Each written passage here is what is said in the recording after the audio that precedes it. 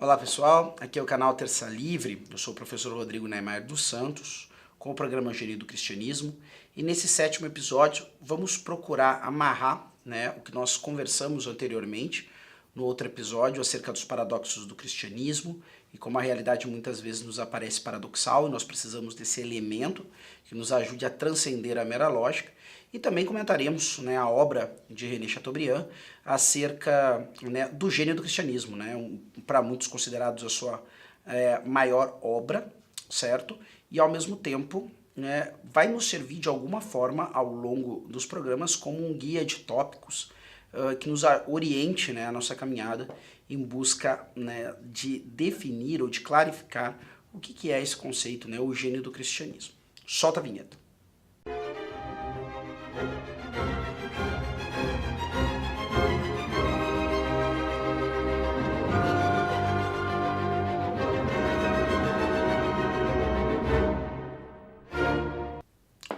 Então, vamos tentar, de alguma forma, nesses primeiros, espero eu, vou me esforçar nesses próximos 5 minutos, para nós fecharmos aquilo que havíamos conversado, acerca da possibilidade e maior, dentro do pensamento cristão, isso, da própria compreensão do pensamento cristão, da oposição entre a ideia da realização do ser humano a partir do conhecimento, ou de uma gnose, certo?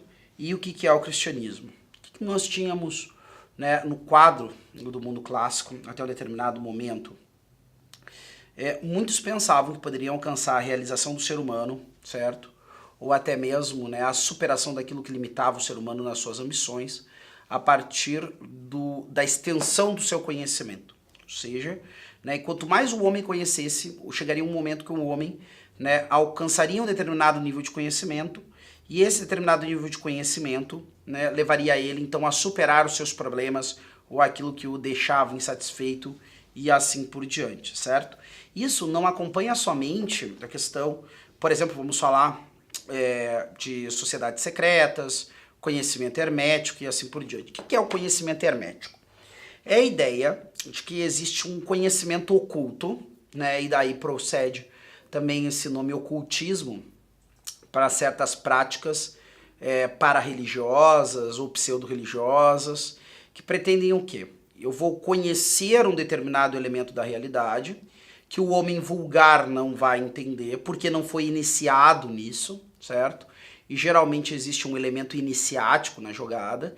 Eu vou então receber esse conhecimento de alguém que já tem esse conhecimento. Eu não conseguiria, muitas vezes ter acesso a esses conhecimentos, ou teria de maneira muito sofrível, mas na verdade, de alguma forma, existe a ideia de que há um grupo de privilegiados que possuem esse conhecimento.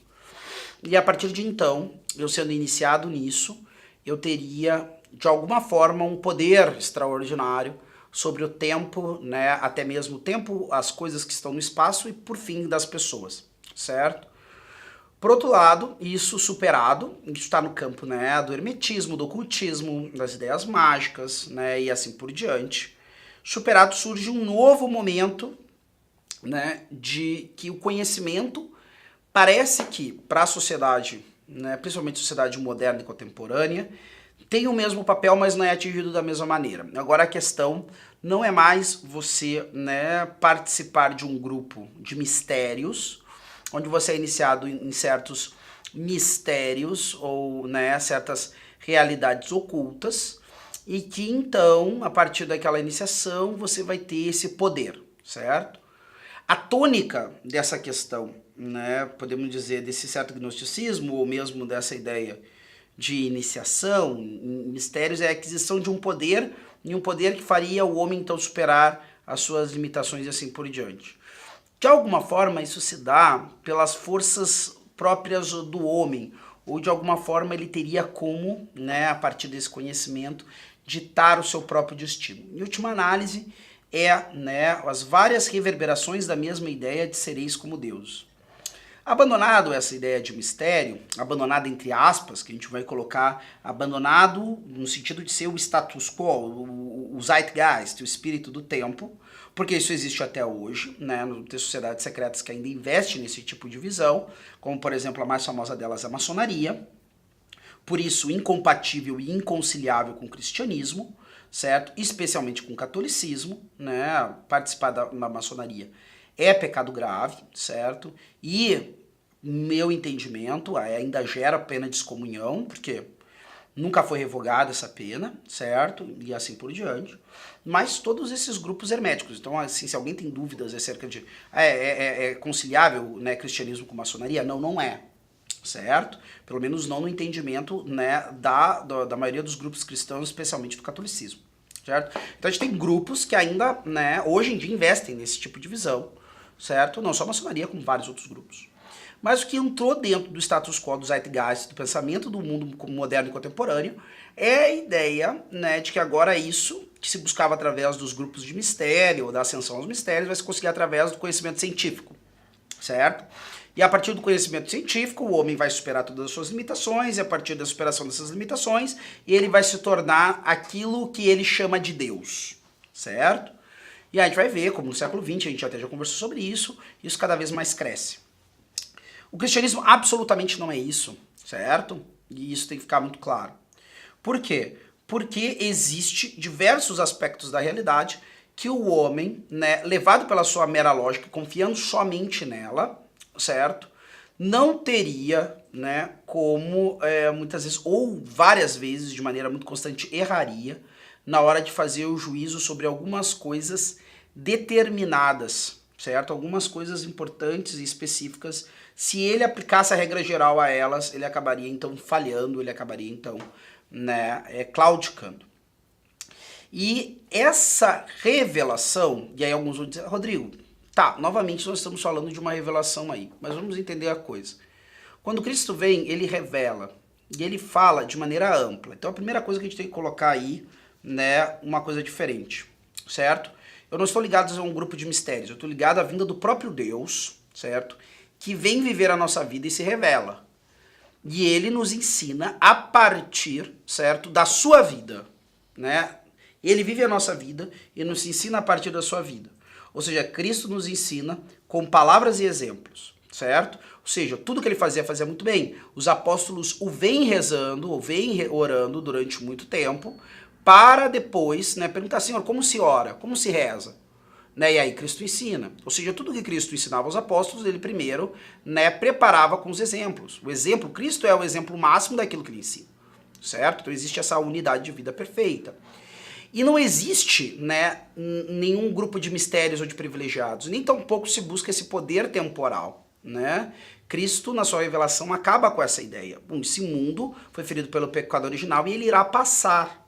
Então os homens não devem ambicionar dominar as coisas desse mundo, mas dominar em Deus a si mesmo para o mundo que há de vir, certo? E a sua doutrina não é uma doutrina secreta.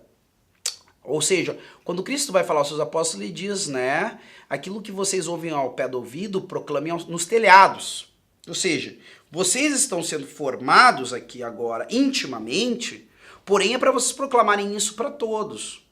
Ou seja, as verdades fundamentais do Evangelho que estão acessíveis ao Papa é a mesma verdade fundamental do Evangelho que está acessível às crianças de 7 anos de idade. Em tese, certo? Claro que a capacidade mental, né, do Romano Pontífice é uma, a capacidade de uma criança de 7 anos de idade é outra. Mas o catecismo não está vedado a um grupo de privilegiados. Nem os padres da igreja estão vedados a um grupo de privilegiados que vão ser iniciados num grupo de mistério que o homem vulgar não pode conhecer. Certo?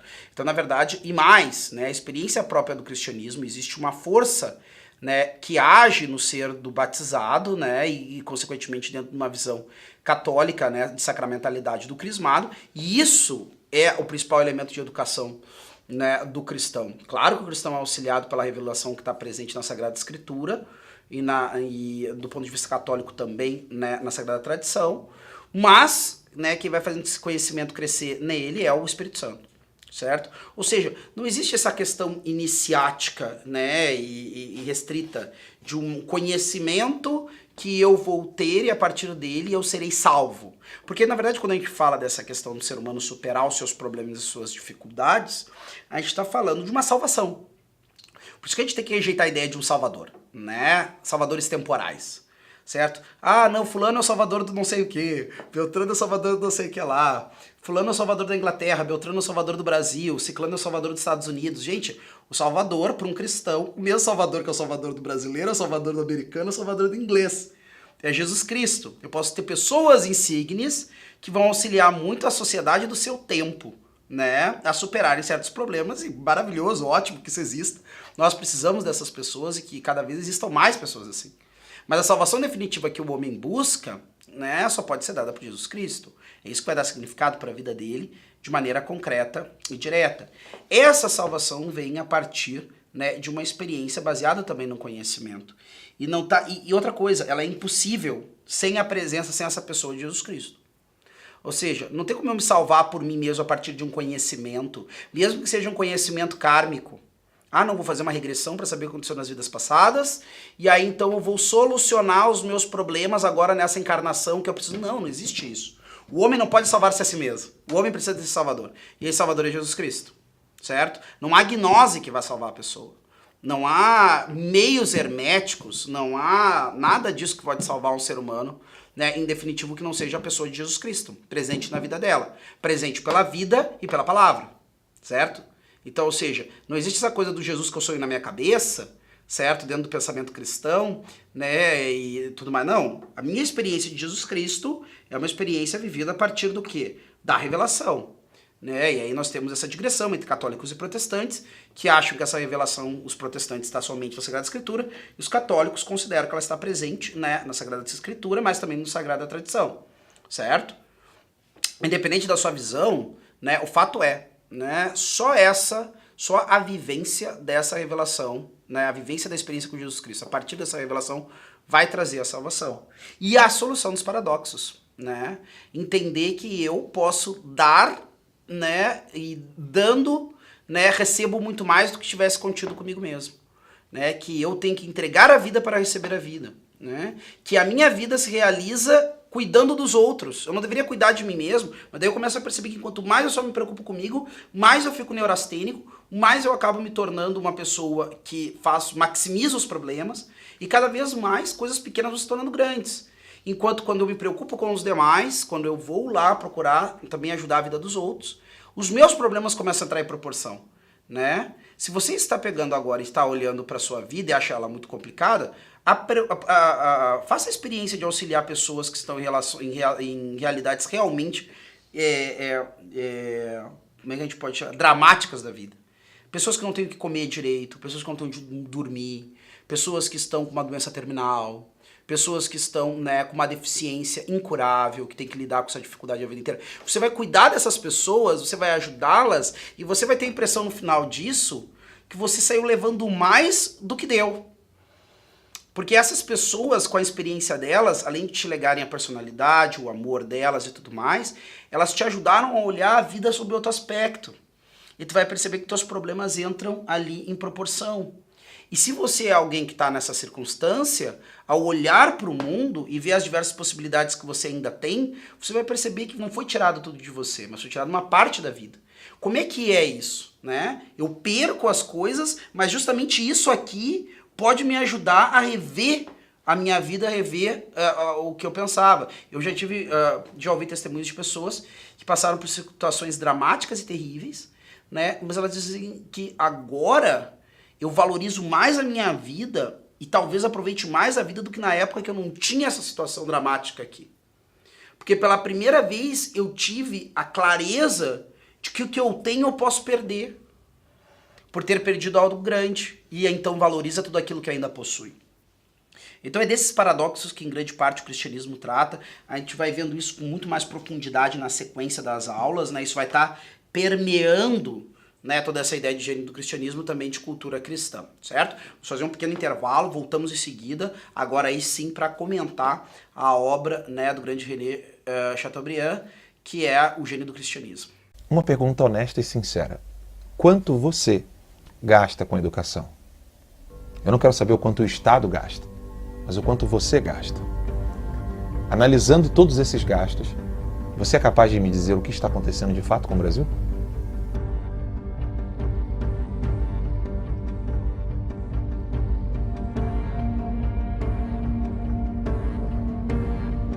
E depois de perceber que você gastou tempo e dinheiro com a educação, que é muito mais importante do que o problema político, o problema financeiro e cultural do Brasil, você encontra as universidades em estado degradante. O local onde você deveria encontrar sabedoria e a busca pela verdade tornou-se uma ditadura.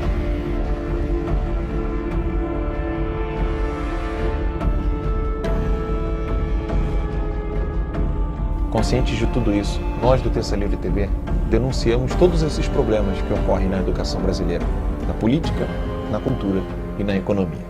São mais de 10 milhões de acessos por mês em todos os nossos meios de comunicação, nas redes sociais. Entretanto, denunciar e reconhecer este problema no Brasil não é o suficiente. Para isso, nós reunimos os melhores professores para que você, que está cansado de ver a educação se resumir num pedaço de papel, possa encontrar de fato a sabedoria e a busca pela verdade. Não perca nenhuma chance. Assine ainda hoje o Terça Livre Academia.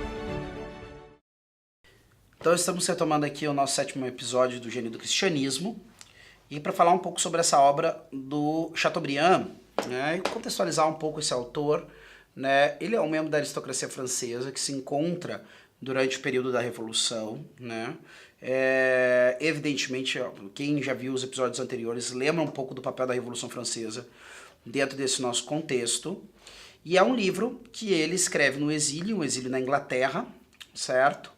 E que vai ser publicado em 1802, aí já dentro do quadro do período napoleônico, certo? E é interessante o papel dessa obra. Por que ela pôde vir a lume, né? Ela veio, é interessante, o Gênio do Cristianismo, ele surge, né, na França logo após a Revolucionária no período napoleônico. Porque, na verdade, de alguma forma, certo? Napoleão está tentando, né, criar uma relação amistosa, tanto quanto possível, com a Sé Apostólica, certo? Com o cristianismo como um todo e assim por diante.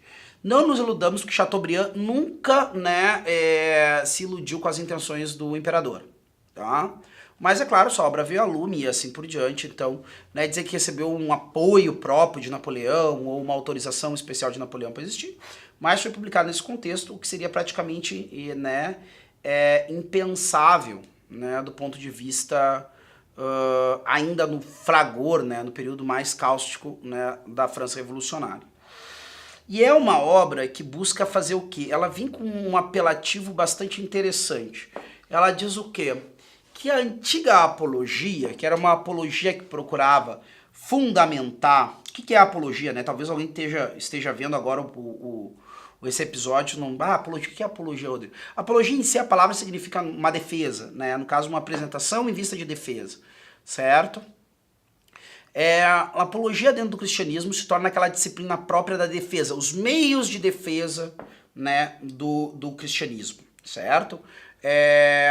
Hoje em dia, até mesmo havia dentro da Sagrada Teologia uma disciplina de apologética, certo? Dividida em algumas partes concretas ali, até bem estabelecida. Hoje em dia, dentro da teologia, pelo menos dentro da teologia católica, nós temos, né, a teologia fundamental. A teologia fundamental, ela abarcou aquilo que fazia a apologia e transcendeu a própria questão da apologia em si, certo? Não é fundamental simplesmente, não é porque ela é primária, mas porque ela dá os fundamentos, e fundamentos que podem ser cada vez mais aprofundados, certo? Da questão do dar razões da nossa esperança, né? A teologia fundamental é aquela que trata de dar razões da esperança, de dizer o quê, né? Dizer para o mundo por que o cristianismo é razoável. Por que alguém que nunca teve contato com o cristianismo, ou alguém que nunca antes, né, pensou no cristianismo como algo razoável, por que o cristianismo é razoável? Então, a teologia fundamental, ela está no limite, né? A teologia fundamental é uma teologia de fronteira, a gente poderia dizer isso, né? E de alguma forma a gente pode colocar essa obra do Chateaubriand dentro desse contexto de uma apologia, mas de uma apologia nova, certo? Que é o quê? Talvez nós tenhamos ao longo, né, do período escolástico, né, e até mesmo do período posterior, né, ao Concílio de Trento e talvez, né, das próprias, né, do contexto da Reforma e assim por diante. Isso dentro do contexto católico, mas se você é protestante, a gente já coloca isso dentro do seu contexto que você vai ver que a coisa também acaba pegando pro lado de todos os cristãos, né? Qual é que é o fator fundamental? O fator fundamental é que dentro do catolicismo muitas vezes se deu uma ênfase em combater o erro, né? E muitas vezes essa era a maneira de fazer a apologia, né? Através do combate do erro, os erros vão surgindo, então eu vou ali e combato, né, de diversas formas. E isso, claro, né, foi muito frutuoso em diversos aspectos. Nós paramos para pensar que muitas das definições dogmáticas surgiram por uma instigação, né, própria, né, das heresias que surgiam, certo?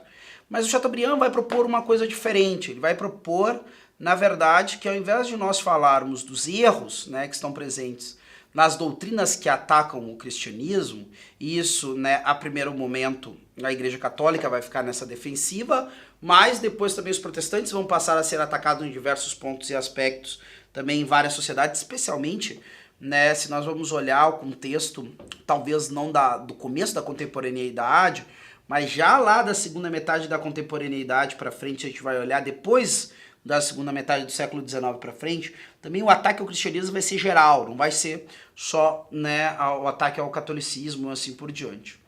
Então o que nós temos? Ele vai dizer o que? Nós precisamos agora, né, falar, inclusive na edição que tem, né,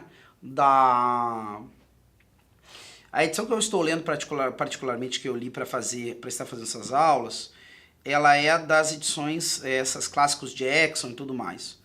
E ele inicia o preâmbulo, se eu não me engano, deixa eu me lembrar quem é o sujeito que prefacia. O Tristão de Ataíde, né, que vai prefaciar essa edição. Ele começa citando o cardeal Fulton Sheen, né, que vai falar, e o cardeal Fulton Sheen é um homem que está muito à frente, né, nessa iniciativa, começar cada vez mais a igreja a falar das suas glórias e dos seus esplendores, e deixar que essas glórias e esses esplendores acabem falando por si em relação a todas as outras coisas que vêm achacar a ela, certo? Ou seja, também faz parte do processo apologético e também, né, de reconstrução, né, de um imaginário de um pensamento cristão, se isso interessa aos cristãos, e não tem como não interessar, demonstrar onde moram os erros, né, das doutrinas e das correntes de pensamento que lhes são contrárias. Porém, existe uma verdade fundamental que talvez em algumas formas de apologia tenha sido ficado um pouco de lado, que é a ideia de que a verdade ela é difusiva por si mesma. Então, ou seja, esse esforço constante, e é importante dizer isso porque hoje em dia é uma coisa um pouco comum até, se a gente poderia dizer assim, né, de escritores cristãos cada vez terem, né, uma preocupação maior de demonstrarem aquilo que o cristianismo fez de bom dentro da história da civilização e das culturas, né, ao invés de se preocupar com os detratores da fé e da civilização, né, com seus aspectos cristãos, tá? Por exemplo, tem um livro, né, que já me vem à cabeça de primeira agora, que eu me lembro, que é o do Thomas Woods, né, como o cristianismo, né, construiu a civilização, como o catolicismo construiu a civilização ocidental, certo? Mas também a gente pode colocar aí do cristianismo até essa civilização ocidental construída no século XV, surgiu o protestantismo no século XV, né? Um único cristianismo houve até aí, né? Mas o título é esse, né? Como o catolicismo, ou como a Igreja Católica construiu a civilização ocidental. Agora lembrei o título. Como a Igreja Católica construiu a civilização ocidental. Dentro dessa obra ele tenta fazer justamente isso, né? Mostrar como os diversos elementos muito positivos da nossa civilização surgiram graças, né, ao incentivo do cristianismo e assim por diante, certo? Então, mas dentro desse período do Chateaubriand isso não é algo tão comum, Tá? E ele vai fazer essa obra, O Gênio do Cristianismo, né, geralmente apresenta-se em 2 volumes, certo? Ele tem, na verdade, se não me engano, 2 partes, cada uma com 6 livros, algo desse tipo, certo? Onde ele vai, então, pegar e procurar mostrar como esses elementos, desde passando pela moral até pela dogmática, entrando nos elementos culturais e assim por diante, do cristianismo, né, colocaram, então, a nossa civilização dentro de outro, né, patamar, tá? E é importante dizer que isso, e essa iniciativa do Chateaubriand, essa obra dele, certo, vai ter um impacto não só do ponto de vista apologético, ou do próprio cristianismo em si, ou do catolicismo, que coisa que o valha, mas ela de alguma forma é colocada por alguns, certo, como o início, né, de um determinado tipo, ou de uma determinada tendência, né, do romantismo francês, certo? Ou seja, certos autores que vão surgir na sequência, né? E um certo tom, a gente pode colocar a coisa e estender, né? Esse espírito até Bernanos, talvez, se não exageramos, né? Essa obra vai ter um papel muito importante nessa busca de uma retomada ou de uma reconstituição, certo? Desse gênio cristão ou dessa forma cristã de fazer as coisas, num país, né, que é considerado por muitos, né, a filha primogênita da igreja. Ou seja, a França era aquele país que entre, né, os países, os povos bárbaros, né, inclusive chamamos de França, não graças ao nome romano, porque essa província se chamava Gália, não é?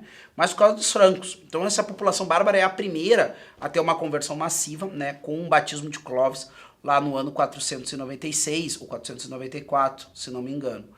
Certo? E retomar isso. Tanto é que dentro desse prefácio tem uma coisa que é curiosa. Ele coloca lado a lado essa figura do Chateaubriand com uma outra figura muito diferente em tipo de vida e assim por diante. Por favor, não vamos comparar as biografias em termos, mas já vi gente comparando o papel, né, em algum grau dessa cristianização da França com a própria questão do papel como teve um Cura d'Ars, certo? Só que, é claro, Cura d'Ars é um santo, teve um papel fundamental, a questão, né, de ser uma manifestação do próprio Cristo, como todo santo é para o seu tempo, mas colocando dentro desse contexto, né, de uma reconstrução do ser francês e católico, depois, né, desse cataclisma e dessa ruptura, uma ruptura, né, que nós, até hoje, nós podemos pensar, certo, que muitos dos eventos que nós vemos hoje acontecendo na França, com a questão da oposição ao presidente Macron e os coletes amarelos e assim por diante, tem a ver em algum grau sim com um espírito geral que está presente no mundo ocidental como um todo, mas talvez no francês mais, em qualquer outro lugar, que é a ideia de que quando as coisas não estão dando certo, nós implementamos um empenho revolucionário e tentamos recomeçá-lo. Não é por nada que vai ser emblemático as revoltas de maio de 68, certo? Dentro, né, da Sorbonne e assim por diante, né? E todo esse contexto revolucionário que de alguma forma não foi superado, né? Diz assim, a Revolução Francesa foi superada. Acredito que não, na minha opinião não. E essa obra do Chateaubriand, ela na verdade está justamente, né, colocando talvez um pontapé inicial dentro, né, dos contextos afetados pela Revolução Francesa. O pontapé inicial da retomada daquele espaço, né, que o cristianismo perdeu devido, né, tanto aos avanços de pensamento dos pensadores iluministas, como de todo o caos, todo o cataclisma que aconteceu durante a Revolução Francesa. Então nós estamos diante de uma obra que marcou, né, o início do seu século, e marcou o início do seu século principalmente para o contexto francês, mas vai afetar o contexto da cristandade inteira, certo? De uma retomada, de uma apologia nova, né, do cristianismo. Essa apologia nova, baseada, né, num esforço de mostrar como a cultura que nós amamos, a cultura que nós apreciamos, a cultura que nós valorizamos tanto, ela tem um papel fincado, ela tem um ponto fincado dentro do cristianismo. Só que é claro, né, passados, porque pensem uma coisa também, nós estamos distante desse processo pelo menos 1.500 anos, certo? E eu vou jogar por baixo, porque o cristianismo entrou dentro das veias do Ocidente a partir do momento que ele se tornou a religião predominante do Império Romano, certo? Mas para colocar a coisa dentro do mundo monástico, né, o parto do Ocidente na medievalidade e tudo mais, nós estamos distante pelo menos 1.500 anos. E a impressão que eu tenho, e sempre quando eu converso com alguém, né, sobre contextos diversos fora do mundo ocidental, certo? E também propriamente fora do Brasil, porque às vezes a gente também reclama muito das circunstâncias, sejam políticas sociais, econômicas e também do cristianismo no Brasil. Mas quando a gente conversa e conhece pessoas que ou conhecem, ou viveram, ou estão vivendo em contexto onde o cristianismo não é fundamental e basilar, nós vamos perceber que algumas coisas que nós achamos hediondas, bárbaras, torpes, né, desordenadas, né, do ponto de vista do ocidental, né, em outras regiões do mundo, não só acontecem como são a regra. De maneira que a impressão que se dá é que aquilo que nós consideramos como dado, como valores que em todo lugar, como não ser desse jeito, né? Onde se viu não ser dessa forma, né? Não nos iludamos, né? Em muitos lugares, aquilo que nós consideramos, né, a exceção é a regra, e talvez, né, o que nós consideramos exceção, né, seja a regra para a maioria dos contextos e populações ao longo do mundo, né, que não tem o cristianismo como ponto basilar, justamente por causa daquilo que nós falávamos, né? Todas essas culturas lidam com os esforços do intelecto que começam a criar uma regra geral a partir da observação e depois tentam aplicar essa regra a tudo, só que essa regra não se aplica a tudo. E o cristianismo, segundo esse pensamento de Chesterton, né, pensamento, né, do próprio Chateaubriand e pensamento de outras pessoas, né, também ao longo vários pensadores cristãos percebem isso, é justamente esse elemento da revelação, da própria verdade encarnada, está presente em tantas práticas do mundo ocidental que deu a possibilidade que nós pulássemos o obstáculo aonde tantos povos, se não a maioria dos povos, acabam caindo. De maneira que eu já li, inclusive, em algum lugar, né, historiadores orientais dizendo que o grande pulo do gato da civilização ocidental foi a existência do cristianismo.